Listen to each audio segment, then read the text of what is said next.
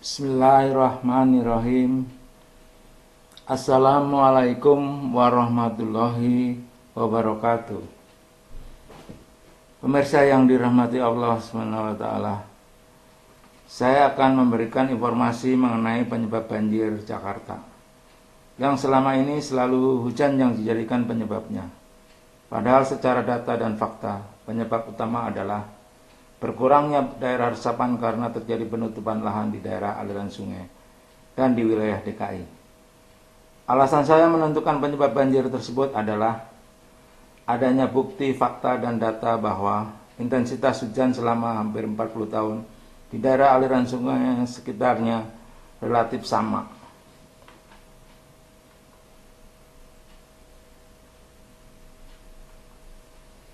Memperhatikan hasil pengamatan dari BMKG, yaitu perubahan normal curah hujan tahun 1981 sampai dengan tahun 2010 dengan tahun 1971 dan tahun 2000 menampilkan informasi perubahan normal curah hujan 30 tahunan di wilayah Indonesia.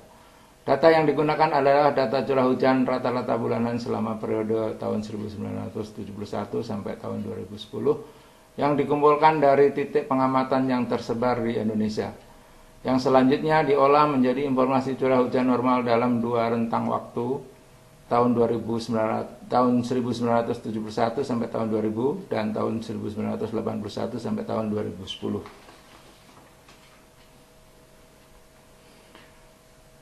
Ini adalah curah hujan bulanan yang saya sebutkan tadi. Di bagian Jawa Barat ada 9 stasiun curah hujan di Jawa Barat, tetapi hanya 4 curah hujan yang mempengaruhi daerah aliran sungai Ciliwung, yaitu stasiun hujan Sawangan, stasiun hujan Bogor, stasiun hujan Depok, dan stasiun hujan Gunung Emas. Ini adalah tabel rata-rata hujan bulanan di seluruh Indonesia. Ini tabel curah hujan tahunan rata-rata di Indonesia, yang setiap tahunnya juga tidak beda jauh, hampir sama, relatif sama. Ini adalah informasi dari Harun Yahya melalui penelitiannya yang dipublikasi oleh Republika. Berdasarkan hasil penelitian, dalam 1 detik sekitar 16 juta ton air menguap dari bumi. Angka ini menghasilkan 513 triliun ton air per tahun. Angka ini ternyata sama dengan jumlah hujan yang jatuh ke bumi dalam 1 tahun. Per tahunnya air hujan yang menguap dan turun kembali ke bumi dalam bentuk hujan berjumlah tetap, yakni 513 triliun ton menurut Harun Yahya. Fenomena alam itu sesungguhnya telah dinyatakan dalam Al-Quran sejak abad ke-7 Masehi dengan menggunakan istilah menurunkan air dari langit menurut kadar. Mari kita simak Al-Quran surat Al-Zukhruf 43 ayat 11. Dan yang menurunkan air dari langit menurut kadar yang diperlukan, lalu kami hidupkan dengan air itu negeri yang mati. Seperti itulah kamu akan dikeluarkan dari dalam kubur. Menurut Harun Yahya, air senantiasa berputar dalam suatu siklus yang seimbang menurut ukuran atau kadar tertentu. Kehidupan di bumi bergantung pada siklus air ini, ujar pemilik nama asli Adnan Oktar ini. Bahkan kata dia, sekalipun manusia menggunakan semua teknologi yang ada di dunia ini, mereka tidak akan mampu membuat siklus seperti ini. Tetapnya jumlah ini sangatlah penting bagi keberlangsungan keseimbangan ekologi dan tentu saja kelangsungan kehidupan ini. Satu penyimpangan kecil saja dari jumlah ini akan segera mengakibatkan ketidakseimbangan ekologi yang mampu mengakhiri kehidupan di bumi. Namun, hal ini tidak pernah terjadi. Dan hujan senantiasa turun setiap tahun dalam jumlah yang benar-benar sama seperti dinyatakan dalam Al-Quran.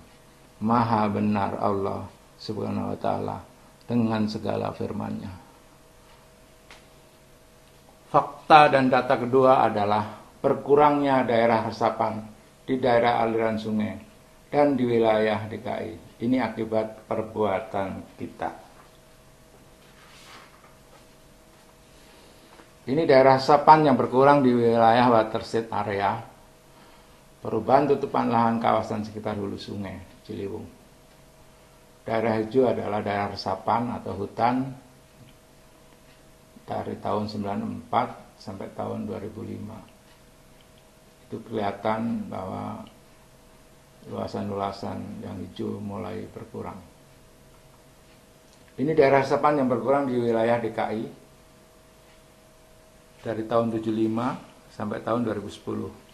Yang tadinya masih kelihatan hijau, pada tahun 2010 sudah mulai memerah. Sama ini juga peta menandakan berkurangnya lahan resapan di daerah wilayah DKI. 5 peta ini begitu juga perubahan penggunaan lahan di Jakarta tahun 1972 sampai tahun 2002. Akibat berkurangnya daerah resapan tersebut berdampak pada aliran permukaan atau run-off meningkat sehingga terjadi peningkatan debit sungai Ciliwung setiap tahunnya di musim penghujan atau menurunnya debit di sungai setiap musim kemarau. Ini menandakan bahwa aliran run-off meningkat setiap tahunnya. Kenaikan debit puncak di stasiun Katulampa dari tahun 1981, 9 tahun dari itu rata-rata debit masih 200, kemudian di akhir tahun 2002 menjadi 600 lebih. Jadi ada 3 kali peningkatan selama tahun 1981 sampai tahun 2002.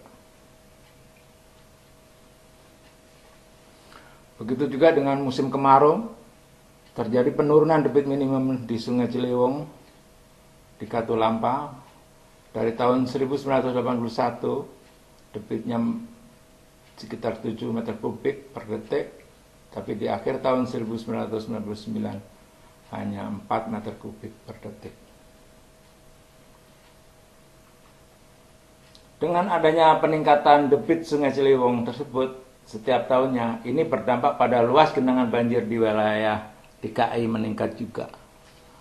Nah, ini peningkatan luas wilayah banjir di Jakarta yang semakin meningkat tahun 1980 sampai tahun 2007. Itu ada kurang lebih hampir 23 kali peningkatan jumlah luas wilayah yang terkena. Ini adalah indikator bahwa DKI juga menghadapi kekeringan. Ini beritanya yang saya sampaikan. Sama ini juga pada tahun 2012 Jakarta mengalami kekeringan.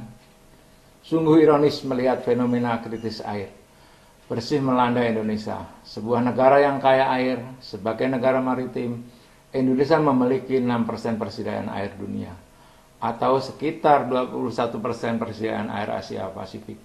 Namun, dalam Forum Air Dunia kedua di Den Haag yang diselenggarakan pada Maret tahun 2000 dikatakan bahwa Indonesia merupakan salah satu negara yang akan mengalami krisis air pada tahun 2025. Masih jauh dari tahun 2025, Indonesia nampaknya telah merasakan keterpurukan kuantitas dan kualitas air. Musim hujan banjir, musim kemarau kekeringan. Ada yang salah dalam mengelola hujan di Indonesia. Alasannya adalah maksud diturunkannya hujan adalah rahmat dari Allah SWT untuk seluruh makhluk di alam semesta ini sebagai sumber kehidupan dan menjadi sumber-sumber di bumi. Bertujuan untuk memberikan keyakinan, keimanan, peringatan bagi umatnya untuk dimaknai sebagai hikmah bagi umat yang bertakwa kepada Allah Subhanahu wa taala. Berikut firman-Nya, Dialah yang meniupkan angin sebagai pembawa kabar gembira dekat sebelum kedatangan rahmat-Nya, yaitu hujan. Dan kami turunkan dari langit air yang amat bersih. Al-Furqan 48 dan Al-A'raf 57. Berikut, dan yang menurunkan air dari langit menurut kadar yang diperlukan. Lalu kami hidupkan dengan air itu negeri yang mati. Seperti itulah kamu akan dikeluarkan dari dalam kubur. Al-Quran Surat Al-Zukhruf 43 ayat 11. Apakah kamu tidak memperhatikan bahwa sesungguhnya Allah menurunkan air dari langit, maka diaturnya menjadi sumber-sumber di bumi. Kemudian ditumbuhkannya dengan air itu tanaman-tanaman yang bermacam-macam warnanya. Lalu ia menjadi kering, lalu kami melihatnya kekuning-kuningan. Kemudian dijadikannya hancur berderai-derai. Sesungguhnya pada yang demikian itu benar-benar terdapat pelajaran bagi orang-orang yang berakal.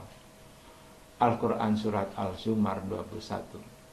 Jadi sudah cukup jelas ketika firman Allah SWT tersebut, maksud, tujuan, dan fungsinya.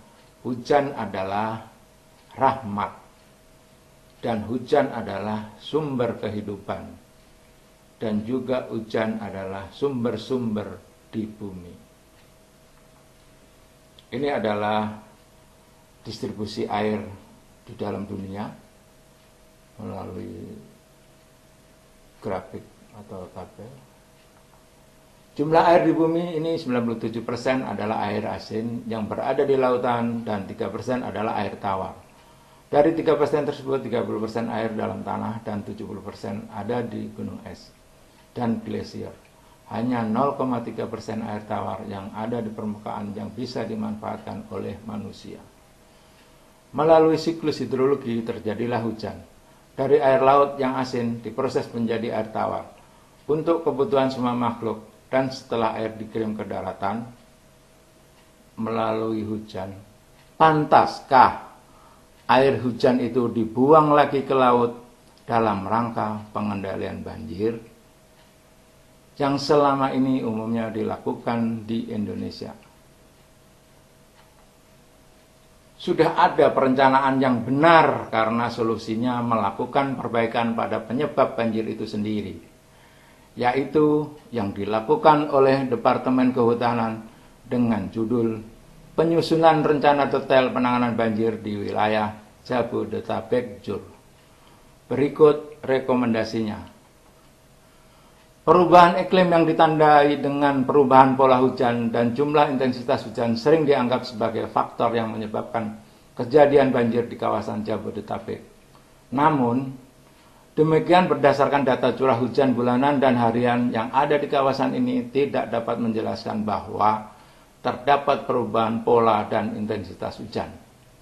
Data curah hujan bulanan di Stasiun Jakarta Observasi tahun 1866 sampai tahun 2003 yang disajikan pada gambar 3.21 menunjukkan bahwa tidak terjadi perubahan pola hujan di kawasan ini.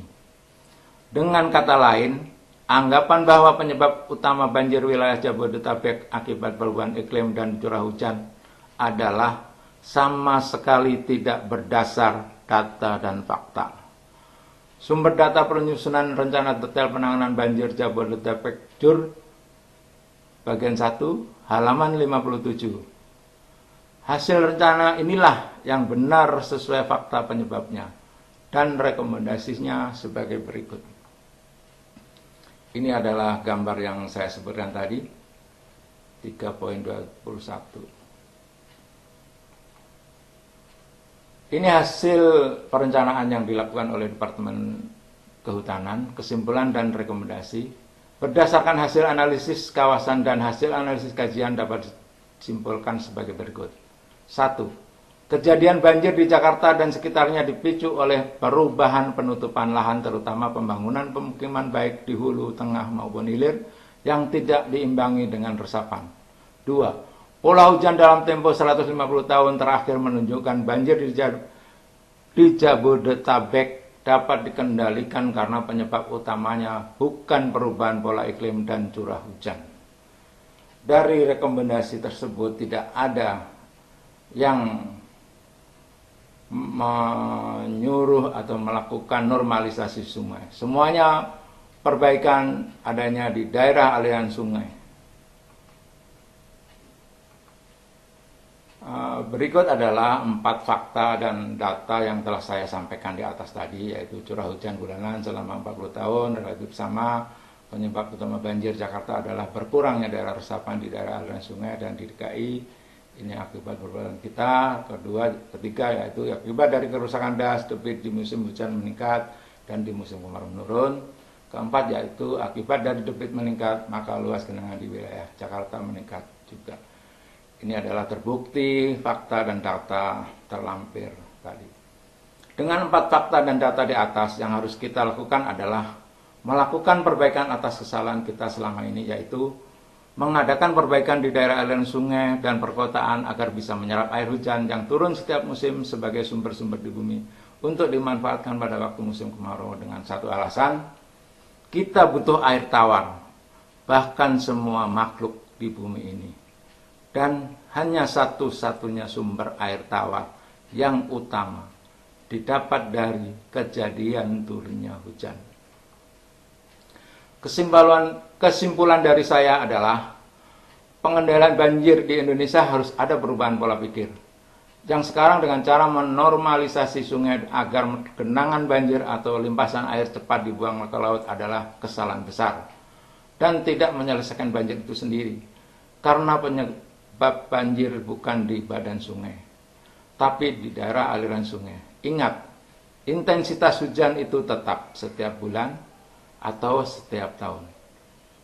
Pengendalian banjir saat ini harus dengan pola pikir, simpanlah air hujan untuk kebutuhan di musim kemarau dengan cara perbaikan daerah aliran sungai, reboisasi hutan, atau membuat sumber resapan, membuat biopori, membuat waduk, membuat danau atau situ-situ, dan lain sebagainya. Banyak cara yang bisa dilakukan untuk menyimpan air hujan, tapi tidak membuangnya ke laut, karena kita butuh air hujan, air yang bersih dan tawar untuk sumber-sumber air di bumi yang telah difirmankan oleh Allah. Saya kira itu informasi dari saya. Insya Allah dalam pengendalian banjir ke depan di Indonesia bisa mempertimbangkan apa yang telah saya informasikan ini, karena saya berdasarkan hukum dari Allah yang membuat langit dan bumi ini menjadi ada kehidupan. Billahi taufik wal hidayah. Wassalamualaikum warahmatullahi wabarakatuh.